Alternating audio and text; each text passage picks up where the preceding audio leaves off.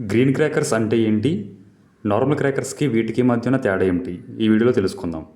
Normal క్రాకర్స్తో పోలిస్తే sound, dust, air పొల్యూషన్ని తక్కువగా విడుదల చేసే వాటిని గ్రీన్ క్రాకర్స్ అంటారు. వీటిని సిఎస్ఐఆర్కి చెందిన national environmental engineering research institute అనే పరిశోధన సంస్థ అభివృద్ధి చేసింది. నార్మల్ క్రాకర్స్తో పోలిస్తే గ్రీన్ క్రాకర్స్ 30% తక్కువ వాయు కాలుష్యాన్ని కలిగిస్తాయి. పర్యావరణంపై తక్కువ ప్రభావాన్ని చూపిస్తాయి. పొటాషియం నైట్రేట్, సల్ఫర్, మెర్క్యూరీ లాంటి ప్రమాదకర రసాయనాలు ఈ గ్రీన్ క్రాకర్స్లో ఉండవు.